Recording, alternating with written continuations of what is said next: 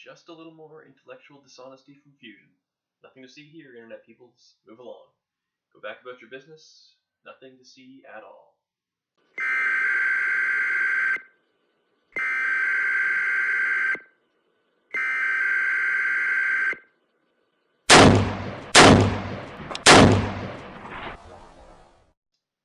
Okay, some of you will have seen my video about Texas's new campus carry laws, and some of you are probably still asking yourselves, what's the deal with this green reptilian bastard?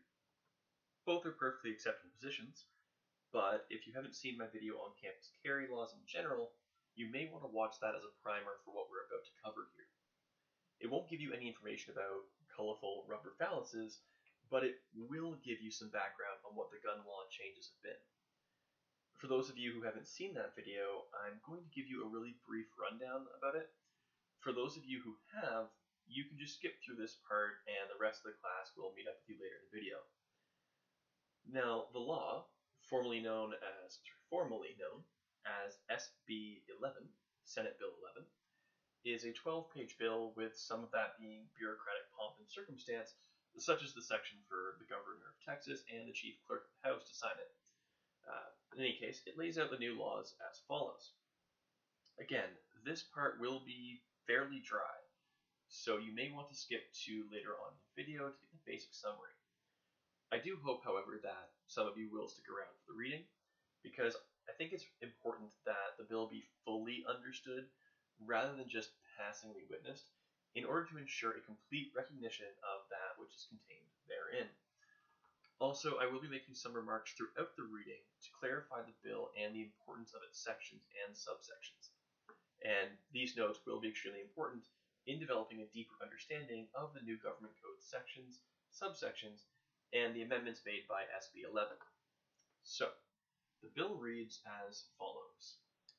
Relating to the carrying of handguns on the campuses of and certain other locations associated with institutions of higher education, providing a criminal penalty.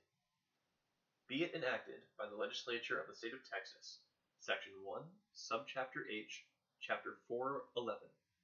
Government Code is amended by adding Section 411.2031 to read as follows. Section 411.2031, Carrying of handguns by license holders on certain campuses. Subsection A, for purposes of this section, 1. Campus means all land and buildings owned or leased by an institution of higher education or private or independent institution of higher education. 2. Private institution of higher education and private or independent institution of higher education have the meanings assigned by Section 61.003 Education Code. 3. Premises has the meaning assigned by Section 46.035 Penal Code. 3b. A license holder may carry the concealed handgun on or about the license holder's person while the license holder is on the campus of an institution of higher education in this state. C. Except as provided by subsection D, D1, or E, an institution of higher education or private or independent institution of higher education in this state may not adopt any rule, regulation, or other provision prohibiting license holders from carrying handguns on the campus of the institution. D. An institution of higher education or private or independent institution of higher education in this state may establish rules, regulations, or other provisions concerning the storage of handguns in dormitories or other residential facilities that are owned or leased and operated by the institution and located on the campus of the institution. D1. After consulting with students, staff, and faculty of the institution regarding the nature of the student population, specific safety considerations, and the uniqueness of the campus environment, the president or other chief executive officer of an institution of higher education in this state shall establish reasonable rules, regulations, or other provisions regarding the carrying of concealed handguns by license holders on the campus of the institution or on premises located on the campus of the institution. The president or officer may not establish provisions that generally prohibit or have the effect of generally prohibiting license holders from carrying concealed handguns on the campus of the institution. The president or officer may amend the provisions as necessary for campus safety. The provisions take effect as determined by the president or officer unless subsequently amended by the Board of Regents or other governing board under subsection 30.06 Penal Code with respect to any portion of a premises on which license holders may not carry.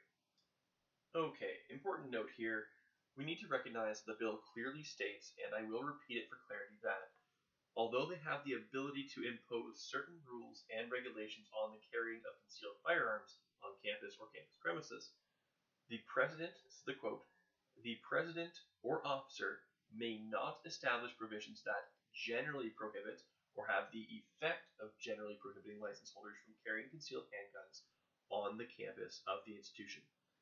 End quote. This means that although they can put certain restrictions in place, likely to deal with issues like having a firearm in an area where it would be needlessly hazardous to be carrying the handgun, such as a classroom or workshop dedicated to working with open flames and high voltage like a welding shop, or possibly into the college president's office and what have you, they cannot put in place a rule that would, in essence, negate the introduction of SB 11.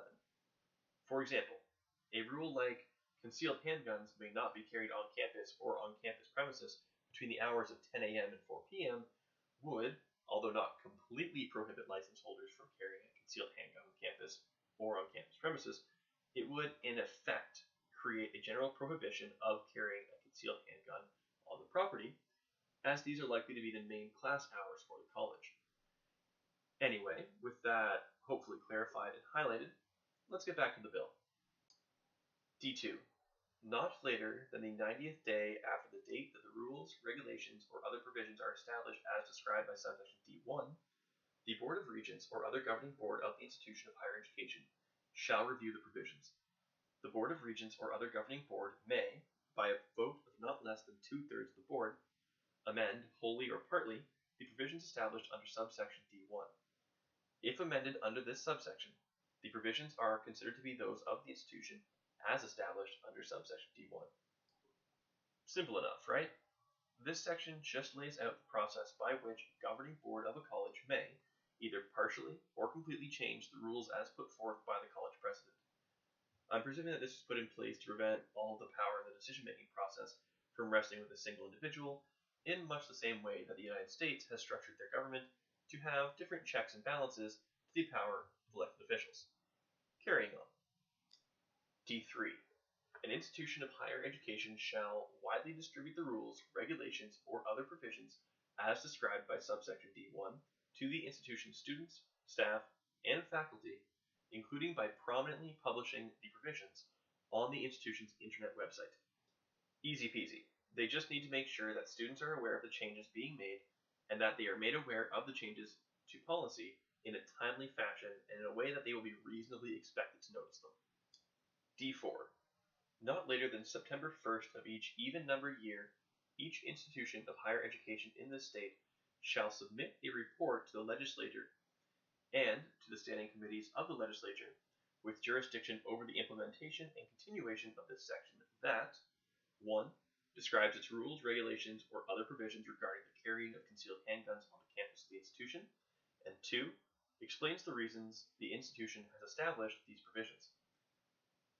E. A private or independent institution of higher education in this state, after consulting with students, staff, and faculty of the institution, may establish rules, regulations, or other provisions prohibiting license holders from carrying handguns on the campus of the institution, any grounds or building on which an activity sponsored by the institution is being conducted, or a passenger transportation vehicle owned by the institution. So there's some really important information in this section, and I want to make sure that it's taken into account.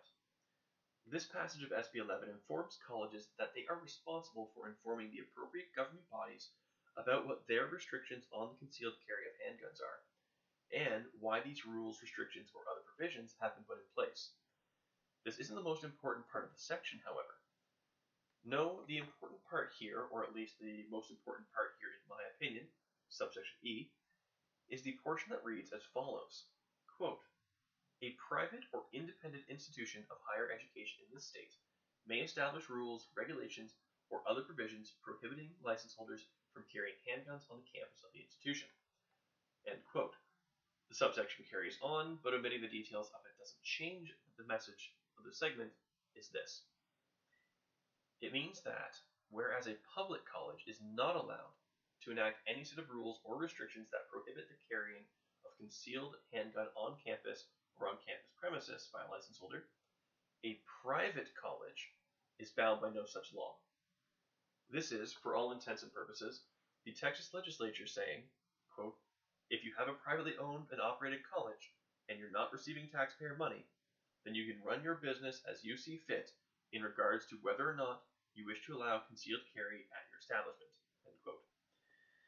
Private autonomous enterprise being a cornerstone of the American dream, being able to build your own business and sink or swim based on your own entrepreneurial prowess, this is an extremely important part of the bill.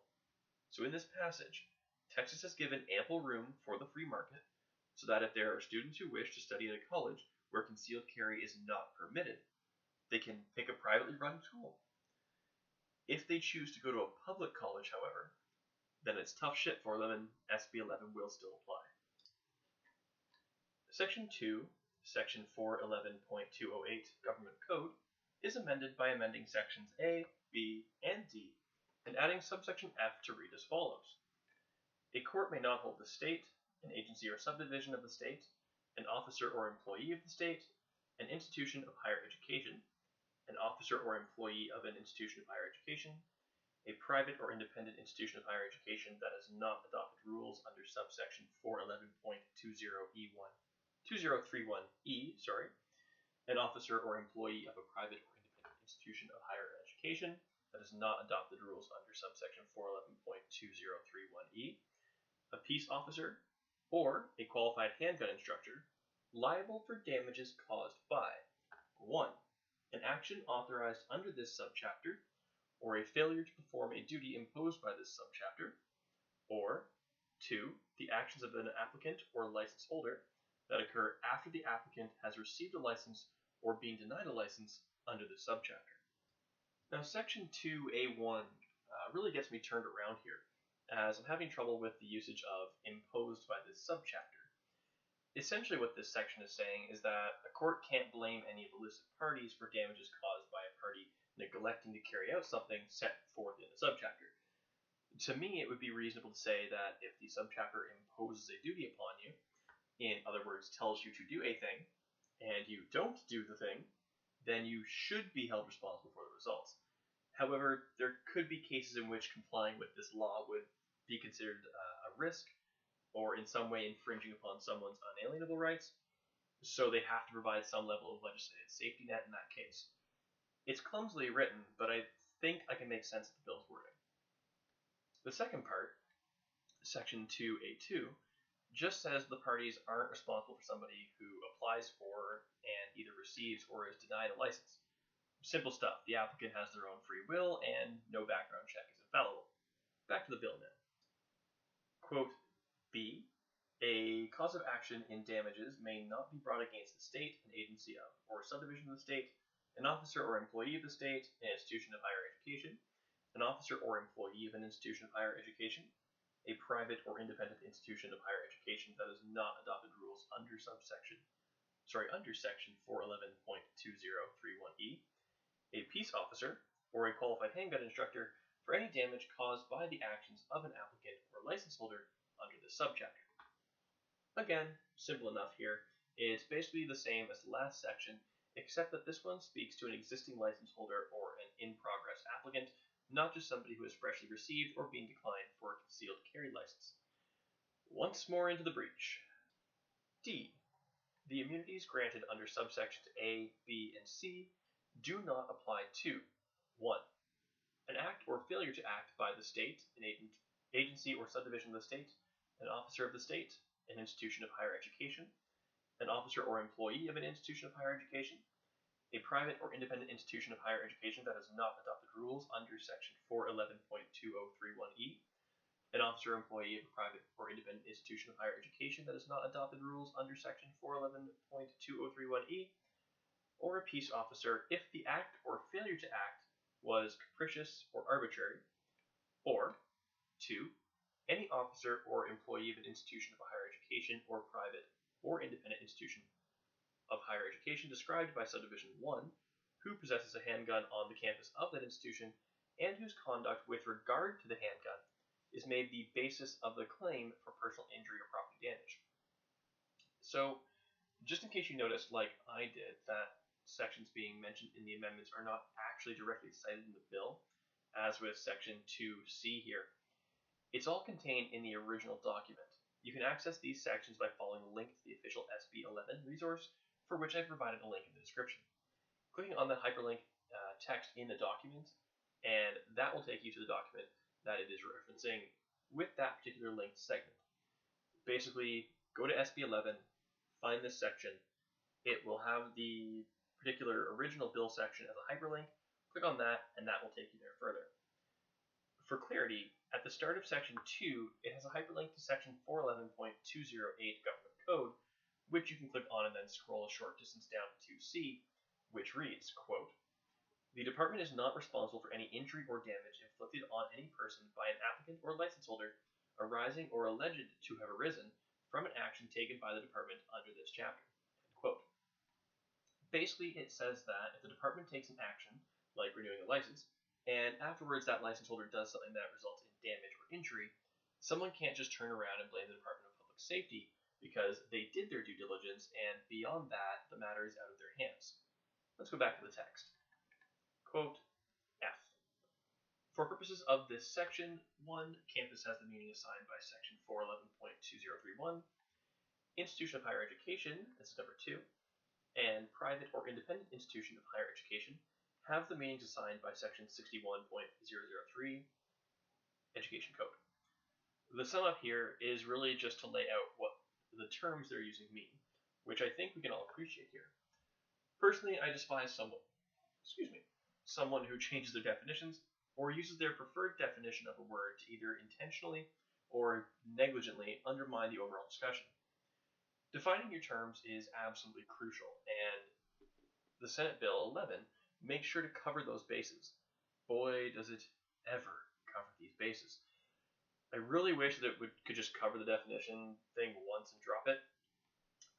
Seriously, brace yourself for a small definition segment at the end of each section. Sorry about that. Speaking of sections, though, here's section 3, and pay attention because this one covers where an offense against the law takes place. So if you want to know what people cannot do under this amended legislation, you're not going to want to miss this. Quote, Section 3, sections 46.03A and C, Penal Code, are amended to read as follows. A person commits an offense if the person intentionally, knowingly, or recklessly possesses or goes with a firearm, illegal knife, club, or prohibited weapon listed in section 46.05A. 1. On the physical premises of a school or an educational institution, any grounds or building on which an activity sponsored by a school or educational institution is being conducted, or a passenger transportation vehicle of a school or educational institution where the school or educational institution is public or private, unless 1A, pursuant to written regulations or written authorization of the institution, or 1B, the person possesses or goes with a concealed handgun that the person is licensed to carry under subchapter H, chapter 411, Government Code, and no other weapon to which this section applies on the premises of an institution of higher education or private or independent institution of higher education on any grounds or building on which an activity sponsored by the institution is being conducted, or in a passenger transportation vehicle of the institution. Okay, section 3(1)A and B, basically this is just noting that if you are carrying a firearm that isn't licensed, or if you are carrying another otherwise illegal knife, club, or other weapon of an, as of this section, unlisted sort, and you're on the property of a school and the school's rules don't expressly allow for it, then you have committed an offense under this law. Put super simply, if you're going to be on public college property or on transportation under the college's care, or at a private college where concealed carry is forbidden, 1. Don't carry a handgun for which you do not have a license, or for which you do have a license in the case of a non-concealed carry private school. 2. Don't carry illegal knives, clubs, or other weapons. 3, if you're carrying a handgun in a lawful way that isn't breaking institutional rules, this doesn't mean you can now carry other prohibited items. Don't know if that section really required a full breakdown, but honestly, I'm looking to leave no stone unturned here. The world has enough issues without shoddy analysis and faulty arguments. Anyway, 2, on the premises of a polling place on the day of an election or while early voting is in progress. Alright, super simple, no questions there. 3, on the premises of any government, court, or offices utilized by the court, unless pursuant to written regulations or written authorization of the court. Don't go bringing your gun into the courthouse unless you've got the paperwork to back it up. Sounds reasonable. 4, on the premises of a racetrack. Not sure if this is to protect the racers or those who may be betting on the racers, but hey, emotions get pretty strained at racetracks, so I can definitely understand this one. 5, in or into a secured area of an airport. Yep, definitely logical. Next. 6, within 1,000 feet of premises, the location of which is designated by the Texas Department of Criminal Justice as a place of execution under Article 4319, Code of Criminal Procedure, on a day that a sentence of death is to be imposed on the designated premises, and the person received notice that A, going within 1,000 feet of the premises with a weapon listed under this subsection was prohibited, or B, possessing a weapon listed under these subsection within 1,000 feet of the premises was prohibited. Okay, so more detail this time around, and now we're dealing with prisons or other sites for the execution of death row inmates. I can see having weapons around such places, concealed or otherwise, being an issue here. You know, with all that hashtag Free Manson stuff out there. Seriously, a lot of people have hard-ons for serial killers and death row conflicts in general, so letting potential supporters of a to-be-executed inmate show up around the facility with weapons? Texas, I'm right there with you on this one. With that said, the section wraps up with its definitions. Quote, see, in this section, 1, an institution of higher education, and private or independent institution of higher education have the meanings assigned by Section 61003 Education Code. 2, premises has the meaning assigned by Section 46.035. 3, which is a crossed out 2, secured area means an area of an airport terminal building to which access is controlled by the inspection of persons and property under federal law. End quote. No big change here. If you don't mind, I'm actually going to just skip over the definition portions for the remainder of this video. However, I will direct you once again to the link in the description where you can find the official documentation of SB 11 and read up on all the little legal minutiae your heart desires. On to Section 4. Section 4, Section 46.035 Penal Code, is amended by adding subsections A1, A2, A3, and 1, and amending subsections G, H, and J to read as follows. A1. Notwithstanding subsection A, a license holder commits an offense if the license holder carries a partially or wholly visible handgun, regardless of whether the handgun is holstered on or about the license holder's person under the authority of subchapter H, chapter 411, Government Code, and intentionally or knowingly displays the handgun in plain view of another person. 1. On the premises of an institution of higher education or private or independent institution of higher education, or 2. On any public or private driveway, street, sidewalk, or walkway, parking lot, parking garage, or other parking area of an institution of higher education or private or independent institution of higher education. End quote. Okay, so subsection 4, subsection A1, makes it clear that if someone is carrying a handgun that isn't entirely concealed, meaning not visible under circumstances that could reasonably be expected to occur, and they're on college property, then they have committed an offense. For any of you unfamiliar with the term notwithstanding, in this instance it means in spite of or nevertheless. Basically this part is aside from subsection A. So yeah, make sure that if you're carrying a handgun, that it's properly concealed, because if it isn't, your concealed handgun license doesn't prevent you from being charged with an offense under the law. Now back to SB 11. A2. Brute? Anyway, A2. Notwithstanding subsection A or section 46.035A, a license holder commits an offense if the license holder carries a handgun on the campus of a private or independent institution of higher education in this state that has established rules, regulations, or other provisions prohibiting license holders from carrying handguns pursuant to section 411.2031E Government Code, or on the grounds or building on which an activity sponsored by such an institution is being conducted, or in a passenger transportation vehicle of such an institution, regardless of whether the handgun is concealed, provided the institution gives effective notice under section 30.06. This one's always also very straightforward. If you have a concealed handgun on the premises of a private or independent college, and they have rules against carrying a concealed handgun, then you're committing an offense so long as they've given reasonable notice of their rules against concealed carry. Oh, and it also applies if you're in a vehicle that's owned or chartered by such a college. Again, this is protecting the right of a privately owned business to keep its own rules and regulations. Any questions from the class? Maybe somebody up in the back? No? Alright, let's carry on. A3. Notwithstanding subsection A or section 46.035A, a license holder commits an offense if the license holder intentionally carries a concealed handgun on a portion of a premises located on the campus of an institution of higher education in the state on which the carrying of a concealed handgun is prohibited by the rules, regulations, or other provisions established under section 411.2031 Government Code, provided the institution gives effective notice under section 30.06 with respect to that portion. And here we see the connection to the earlier part of the law about allowing even public schools to put reasonable rules in place regarding the carrying of a concealed handgun. Basically, if your public college has lawful rules and regulations against the concealed carrying of a handgun and you break those rules, then you are also committing an offense under this law.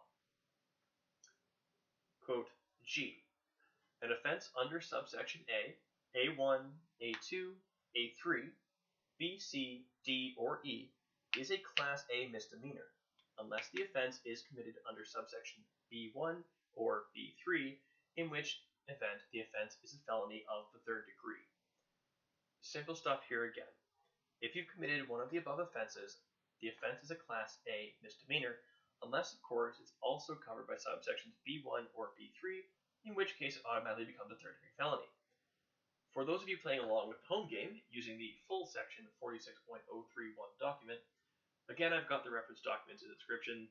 Subsections B1 and B3 read as follows. B. A license holder commits an offense if the license holder intentionally, knowingly, or recklessly carries a handgun under the authority of subchapter H, chapter 411, Government Code, regardless of whether the handgun is concealed on or about the license holder's person. 1. On the premises of a business that has a permit or license issued under chapter 25, 28, 32, 69, or 74, Alcoholic Beverage Code, if the business derives 51% or more of its income from the sale or service of alcoholic beverages for on-premises consumption as determined by the Texas Alcoholic Beverage Commission under section 104.06 Alcoholic Beverage Code, or B3, on the premises of a correctional facility. I know that this could all have been simply put as don't take your gun into a bar or jail, but I'm sure that someone may spaz out if I don't cover the actuality of the law here. So yeah, if the business is licensed to sell alcohol and makes at least 51% of their income from the sale of alcohol that's intended to be consumed there, you can't carry your gun there. If it's a correctional facility, you can't carry your gun there. If you do, it's automatically a third degree felony. Fair enough, folks? As a reference, that's section 46.031 Government Code, subsections B1 and B3. Now back to SB 11. H. It is a defense to prosecution under subsection A1, A, A2, or A3 that the actor, at the time of the commission of the offense, displayed the handgun under circumstances in which the actor would have been justified in the use of force or deadly force under Chapter 9. If you were legally justified in using force or deadly force, then exposing your firearm isn't illegal, as it is a legitimate tool for applying force or deadly force. Sorted. J. Subsections A, A1, A2, A3, and B1 do not apply to a historical reenactment performed in compliance with the rules of the Texas Alcoholic Beverage Commission. So, old-timey war reenactments are okay places to have a publicly exposed handgun, as long as you're not also breaking the rule of the whole 51% of alcohol beverage income rule. Good stuff? Questions? On we go. 1. Subsection B2 does not apply on the premises where a collegiate sporting event is taking place if the actor was not given effective notice under section 30.06. So B2 prohibits the carrying of a concealed handgun at a high school, collegiate, or professional sporting event unless the event calls for it and the person carrying is a participant for like a blank firing track and field starter gun. This SB11 subsection gives someone who isn't otherwise given reasonable notice about the prohibition of concealed carry at the event. Good enough? Okay, here we go for section 5. Don't worry, it's a very short one. Section 5, section 46.035F Penal Code is amended by adding subdivision A1 to read as follows. 1A to read as follows. 1A. Institution of higher education and private or independent institution of higher education have the meanings assigned by section 61.003 Education Code. Yep, just provides reference for the terms being used here. Again, gotta love the diligence to define one's terms. Section 6. Section 6, section 411208 Government Code is amended by this act, applies only to a cause of action that accrues on or after the effective date of this act. A cause of action that accrues before the effective date of this act is governed by the law in effect immediately before that date, and that law is continued in effect for that purpose. This just makes it clear that if an act was committed and it was done before SB 11 comes into effect, then you're going to be charged under the law that applied at the time of the offense. Specifically, a cause of action is defined as a fact or facts that enable a person to bring an action against another, as defined by Google definitions.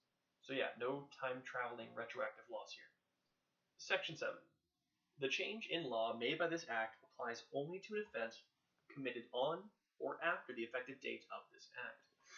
An offense committed before the effective date of this act is governed by the law in effect on the date the offense was committed, and the former law is continued in effect for that purpose. For purposes of this section, an offense was committed before the effective date of this act if any element of the offense occurred before that date.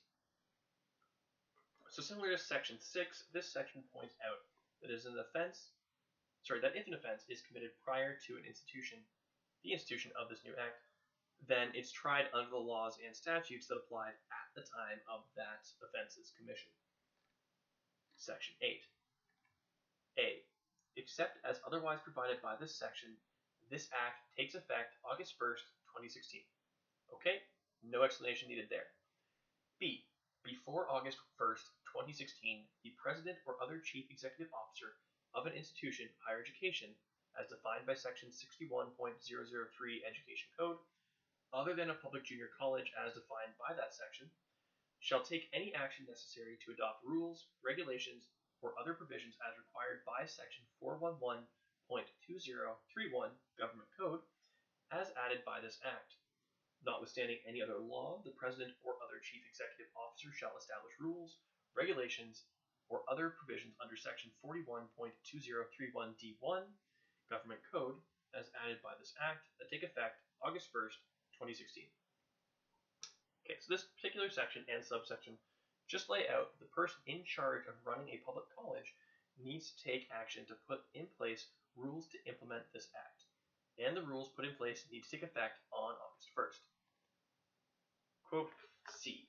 Before August 1st, 2016, a private or independent institution of higher education, as defined by section 61.003 Education Code, may take any action necessary to adopt rules, regulations, or other provisions as authorized under section 411.2031 Government Code, as added by this act. Okay, similar to B, but this one applies to private colleges. Simply enough, they can take action to put rules in place regarding this rule, insofar as the rules are in accordance with this law. D. This act does not apply to a public junior college as defined by section 61.003 Education Code before August 1st, 2017. Not after than August 1st, 2017. The president or other chief executive officer of a public junior college shall take any action necessary to adopt rules, regulations, or other provisions as required by section 411.2031 Government Code, as added by this act. Notwithstanding any other law, the President or other Chief Executive Officer shall establish rules, regulations, or other provisions under Section 411.2031, subsection D1, Government Code, as added by this Act, that take effect August 1st, 2017. This subsection just notes that the rules for the Act don't apply to junior colleges this year, but rather will take effect for junior colleges in 2017. So yeah, not current year, but the coming current year. Whew. Okay, so that was one hell of a read. Drier than that turkey your grandmother cooked and your grandfather got clocked in the frying pan for criticizing while doing the washing up, and longer than Long Dick Johnson's Johnson. But we made it. To those of you rejoining the class, well, I can't say you missed much, or at least much that could be considered objectively exciting. Lots of legalese, though. Definitely missed a lot of legalese. So, as simply put as possible, the changes made basically made it so that those students who possess a valid concealed carry license, or CCL or CHL, concealed handgun license, and who are not under the influence of alcohol, may now carry a properly concealed handgun in public college school buildings, including classrooms and dorms where, prior to the law's amendment, they were only permitted to carry a concealed handgun in the outdoors portions of campuses, like the commons, parking lot, etc. Before the change, it was outside yes, inside no, and now it's outside yes, inside mostly yes. Now that we have considered the law, or at least covered it, and we're moving on to the sections of UT Austin and other colleges, here's a direct reading of how the new law will be implemented and how it will function from the UT Austin website, as put forth by B. Harkins, Associate Vice President, Campus Safety and Security Chair, Campus Carry Implementation Task Force. I will be taking breaks throughout the message, as published on July 29th, to clarify some issues that have been brought up by opponents of this new law. The message begins as follows. On Monday, August 1st, the state's new campus carry law goes into effect, and license holders will generally be allowed to carry concealed handguns at UT Austin and other public universities. UT Austin leadership has been working closely with students, faculty, and staff members from across campus to implement the law as smoothly as possible. This has been, of course, a condensed message, but you can read the full address to concerned parties by following the link that I will provide in the video's description. With this message alone, it is important to point out a number of key points which contribute to my argument that the new campus carry laws will be a benefit rather than a blunder. First up, I would direct you to the parts of the message and the law itself that makes reference to a license holder, because this is really, really important.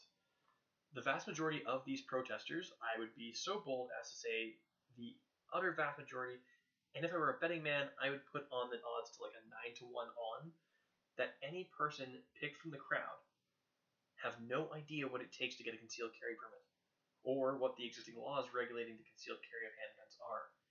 In order for someone to obtain their CHL in Texas, they need a valid driver's license or identification card, current demographic address, contact, and employment information, residential and employment information for the last 5 years, new users only, information regarding any psychiatric, drug, alcohol, or criminal history, new users only, valid email address, and valid credit card, Visa, MasterCard, Discover, or American Express. Now, I don't know if this means anything to you, but all of these things, yeah, they constitute a background check, and a rather thorough one at that. The state of Texas also requires that an applicant submit their fingerprints as taken through a scheduled Department of Public Safety, or DPS, appointment, as, quote, under state law, DPS must conduct a fingerprint-based state and FBI criminal history background check as part of the application process for both original and renewal applicants, end quote.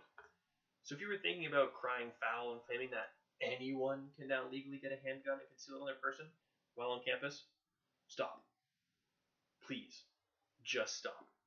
This whole, you can carry around a concealed handgun without a background check shtick is getting really fucking old, and debunking it is getting just as tiresome. Anyway, back to the message. Quote, we have heard and understand the concerns raised by many members of the campus community. We are working to address those concerns within the parameters of the law and to answer the many questions that have been raised about the new law, end quote. As we know, there's not much that a public college like UT Austin can do in regards to the law, so their actions to address those concerns will be very limited. This is, of course, an attempt at appeasing the opponents of the new legislation with pretty words. Given what I've seen of the people holding such anti-campus carry positions, though, words aren't going to be enough here. Back to the message. As we approach the implementation date of the new law, I would like to emphasize these important points. Number 1. The open carry of handguns is not allowed on the campus. Therefore, if you ever see a gun, do not attempt to question or approach the carrier, but immediately call 911. Police are trained to handle this situation. End quote. This point could rather easily be poorly interpreted, either through ignorance or in poor faith by an opponent of the new laws, as it just says, if you ever see a gun, do not attempt to question or approach the carrier, but immediately call 911. This could lead to someone who, while responsibly carrying a concealed firearm, moved in a way that they could not reasonably have expected, and this action displays, wholly or in part, their handgun. Someone may just choose to panic or make a calculated decision and call 911. So you know what? I have kind of an opinion on this. Shit happens. There are situations where someone may not realize that their handgun has become visible in some way. And if you were a decent person, I would say that it would be a fair thing to do to just lean in and say, hey, I think your pistol might be visible. You might want to check that before someone freaks out, dude. What would be so horrible about that?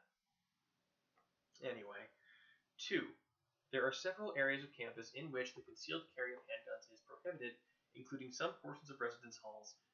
Individuals with a license to carry are responsible for knowing the locations that exclude concealed handguns and plan their activities carefully. So, this is a two-parted bullet point, the first of which being perfectly in accordance with the new laws.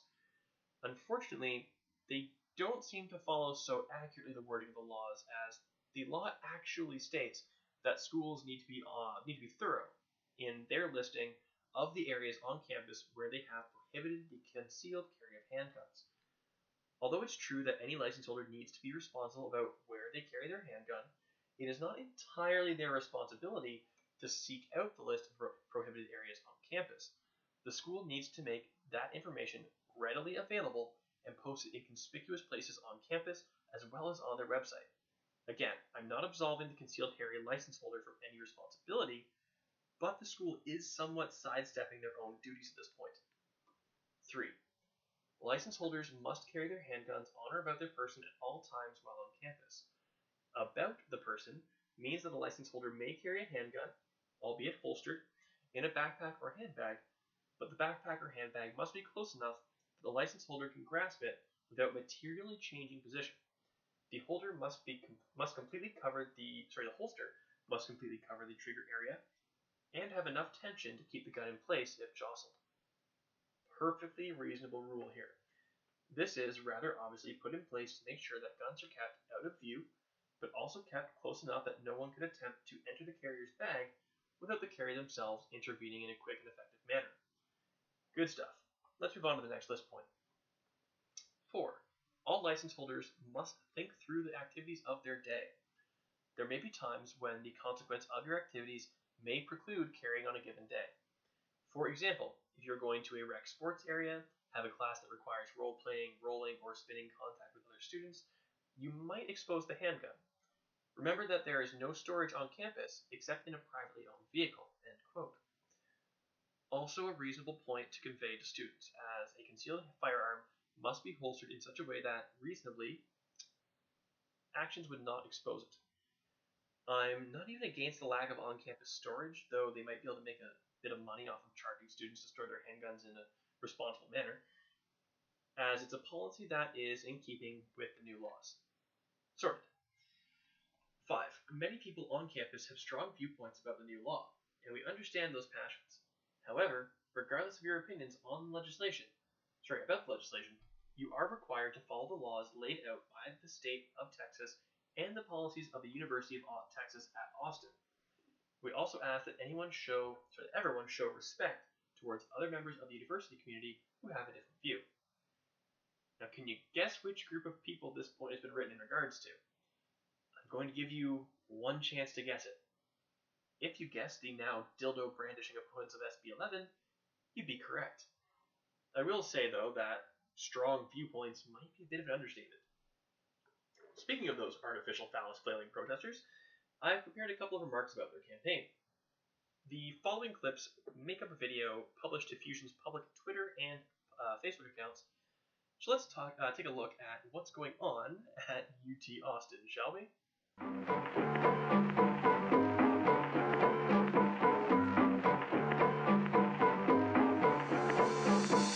So yeah, remember that part about being respectful about alternative viewpoints about the new laws? This group rather obviously didn't read that memo. Must have been too busy browsing bigveinydildos.com to pay attention to what their college was saying.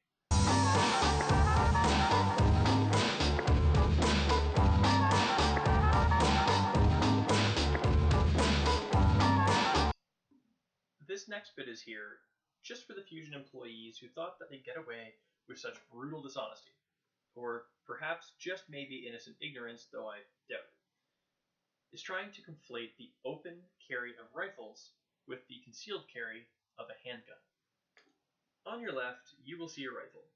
If you need some assistance in figuring out what is and is not a rifle is, by ATF definition, linked to this resource in the description, quote, a weapon designed or redesigned, made or remade, and intended to be fired from the shoulder, and designed or redesigned and made or remade to use the energy of the explosive in a fixed metallic cartridge to fire only a single projectile through a rifled bore for each single pull of the trigger, end quote.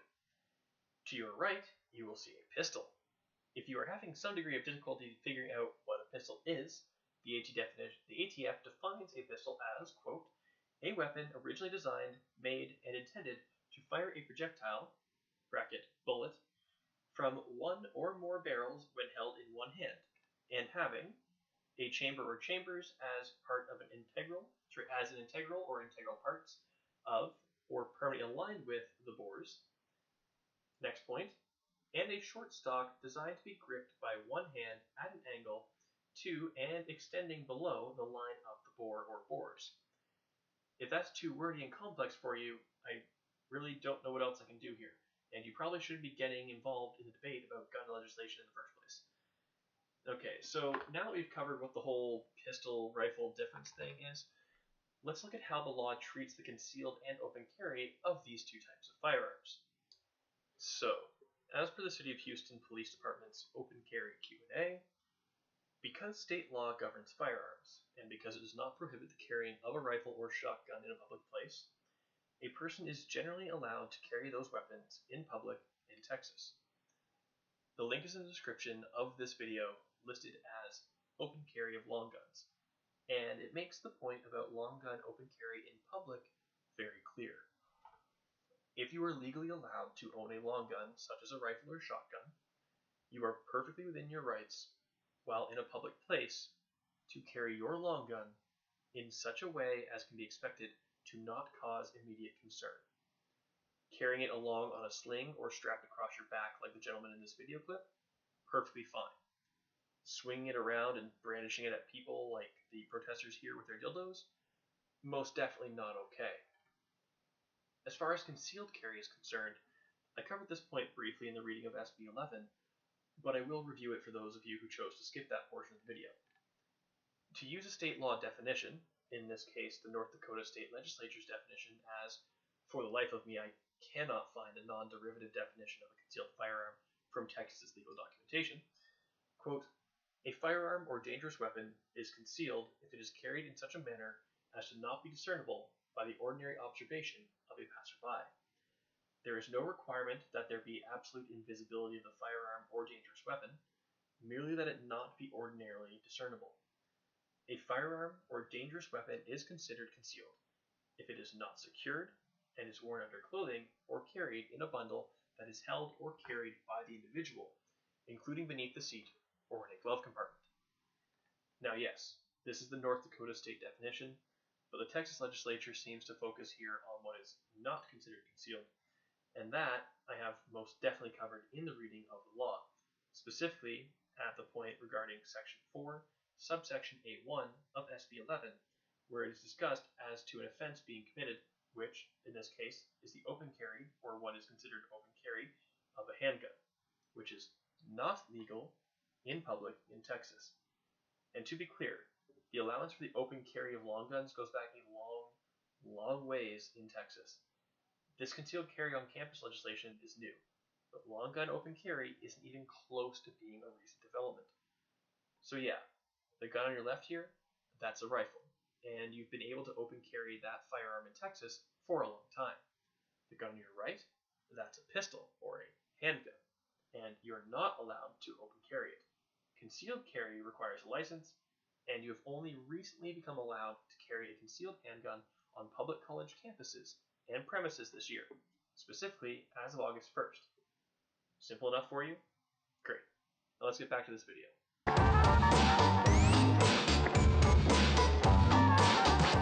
What the video is likely referring to here is, quote, Section 43.23, obscenity. A person commits an offense if, knowing its content and character, he wholesale promotes or possesses with intent to wholesale promote any obscene material or obscene device, end quote. Now, there's more to the obscenity section of the public indecency laws in Texas, but I'm going to leave you the link and carry on from here, as I came to speak about firearm legislation, not do an in-depth analysis on the waving around of plastic penises. I think that's fair, and possibly a topic for another day, but don't hold your breath. So yeah, it's considered publicly indecent to wave around a dildo while out and about in town. I don't see what's so hard to understand about that. We have certain standards of decorum that are expected, and dildos aren't covered by your constitutional right here. Unless, of course, you consider them part of your pursuit of happiness, in which case, take it home and handle your business in private. It's just pointing out the absurdity of that, and it's a student protest showing if students are allowed to bring guns, then I'm going to bring my dildo. Okay, first things first, it's getting really annoying how often I'm now registering this use of vocal fry, this Kim Kardashian-esque bullshit vocal tone. Big thanks to Marina Shut Up for bringing that one up. Still think it's crap, just pointing that out. It does not make you sound intelligent. It is not new, it's not a new wave thing, it's not being ahead of the curve, it's just really fucking annoying. Also, is anyone else here getting tired of the childishness of today's protests? Oh, if you're allowed to carry a firearm in a way that requires to be made undiscernible to the passerby, I'm gonna wave my dildo in everyone's face because I don't support your exercising of your legal rights. Seriously, it's like a kid whining about their sibling getting something and using that to throw a tantrum in the hopes of getting what they want. I would like to illustrate for you the reason why it is a higher priority that the concealed carry of handguns on college campuses be made legal, and why no one cares about your goddamn dildos. And I'd like to do it with a side of humor. Since I'm not exactly known for side-splitting entertainment, I'd like to draw your attention to this cartoon by Sketches World as posted on their Facebook page. So, if it wasn't apparent enough for you before, this is why concealed carry trumps your dildos. Because you can't stop a school shooter with rubber dicks. Well, not unless you had like an ungodly number of them and just like buried the shooter with a deluge of dongs. But even then, I'd prefer to just blow away the 45. But hey, maybe that's just me. Back to the video for some more lovely ridiculousness.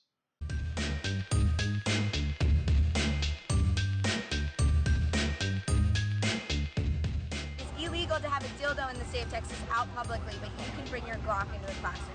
So we're fighting absurdity with absurdity, and we're lining up with dildos. Honestly, I would love to be a police officer here. If you've got a body camera and an actual camera, and you could just make it rain tickets with each individual person waving about a dildo, and boom, fines galore. You've funded the police officer's ball for the next year.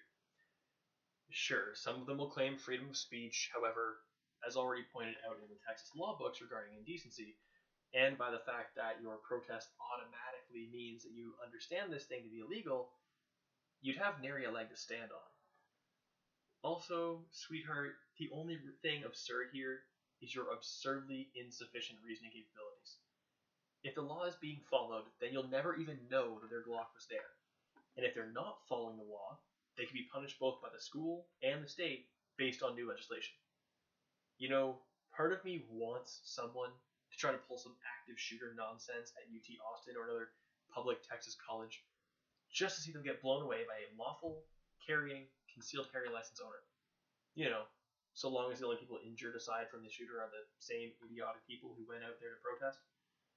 Guns are all evil and scary until you need to call the police to save your ass from a shooter who could have been confronted well before the police ever got there by a CHL holder, lawfully exercising their Second Amendment right to bear arms. I know that I've harped on absolutism before and noted how it's a harmful way to go through life, but I would like to ask this question to anyone at these protests. If you were caught in a school shooter situation, and the shooter came to the desk under which you had taken shelter, stuck their gun in your face, and asked if you had any last words, would you rather beg for your life only to have them paint the floor with your brains? Or would you rather that another citizen step in and shoot the person who was about to murder you? In short, would you die for your ideals on this matter? Would you be willing to die to avoid having to compromise your ideals on this issue? I very, very highly doubt it. And even with that said, even though I know that the almost complete majority, almost every single one of you, would actually be willing to compromise on your values in this case if your life was at risk, for some reason you seem intent on preventing other people from protecting themselves. I actually had a debate with somebody, really more of a brief discussion, in which I asked him, I said, well, if there was a school shooter, and, where you were studying, well, what would you do? What would your response be? Well, I'd hide in a closet, they said. My odds at that point are better of surviving. I said, honestly, you're going to say your odds are better at surviving than the next person who can't get into that closet. And that makes that okay? There's no world in which that's okay. No, we'll just play the odds. You know what? If you get shot, that's, sorry, necessary sacrifices, losses will occur. That's not how the world works.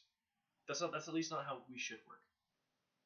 If you could give people the legal right, okay, to safely carry a handgun in a manner that ensures that nobody is going to become witness to it unless it becomes an absolute necessity that it be drawn, where's the problem? If you can find one, please, by all means, deliver it to me. But I just don't think there's an argument to be had here, especially considering the problem that the United States has with school shooters.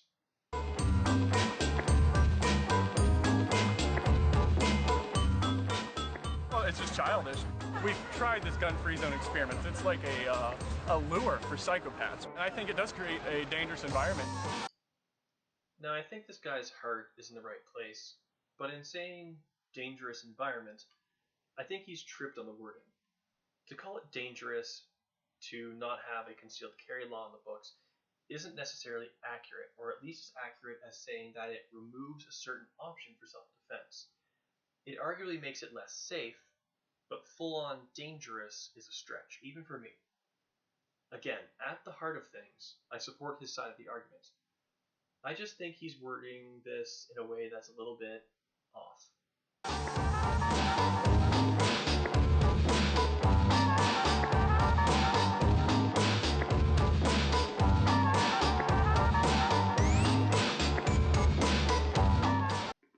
You disingenuous pricks. Okay, this is where I lose it. Maybe it's because I'm on page 33 of my script for this video after transcribing an entirety of SB 11 and sifting through page after page of legal documents to make sure that I've got my facts straight. But when you just cast out the name of a source, but neglect to offer which study or journal article that you used to make this claim, or even the year that study was published, yeah, that cooks the fucking goose. Folks, on the Harvard Injury Control Research Center's website, under Firearms Research and Publications, there's well over 50 books, articles, and encyclopedias. Over 50. And that's just scrolling down before we hit 2012 for the articles. I am not, I repeat, not going to sift through a certifiable mountain of links and studies and books and articles just to chase down this one claim. I cannot, with 100% certainty, say that you've made this up, but because you failed to properly cite your source here, without even leaving so much as a year, I'm going to have to give you a failing grade and utterly dismiss your atrocious citation, if you can even call it that. Seriously, folks, if they had included the year, I would have checked their source, but I simply cannot be expected to do this much digging because of a Fusion puff piece about pistols and plastic pricks. Let's get back on with it, shall we? If this makes you uncomfortable, how will a gun in your classroom make you feel?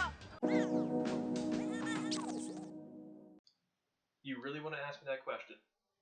Fine, I'll answer it. Much better, actually. I happened to find someone waving around a massive black rubbery dick in my university classroom somewhat disruptive, especially if the user was standing up and yelling about it. However, if you were to be carrying your obscenely large rubber boyfriend in a manner that was in accordance with the same restrictions as we see applied to the carrying of a handgun, then I wouldn't have any problem with it in the slightest.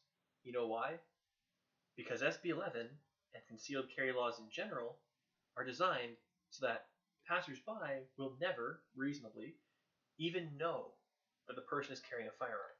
In fact, they make it an offense to have the firearm partially or wholly visible unless they are on their own private property or on private property where they are otherwise permitted to have their pistol visible, such as a gun store or firing range. Or in the event that, there's a school shooter or something is going on where they need to exercise force or deadly force. So yeah, if you were to treat your dildo there like the concealed carry laws require CHL holders to treat their guns, I wouldn't care at all. Seems fair, doesn't it? I would take a very similar approach to someone standing up in class and waving around a handgun like an idiot, like you are here, to what you're doing right now. There'd be a little more panic in my case, in the case of the handgun, but I'd be pretty unnerved either way. Folks, this has been my first truly in-depth journey into the world of concealed carry legislation. I know I'm a Canadian and that this confuses some of you because I'm talking about things and taking an interest in American law and what's going on with my southern neighbors. But I have good reason for my interest, especially in this case.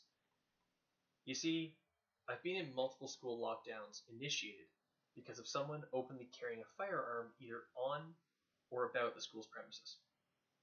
In one case, the person carrying the firearm was in my college, and a group of students and I took shelter in a maintenance room for about an hour and a half to 2 hours while the issue was sorted out by the police.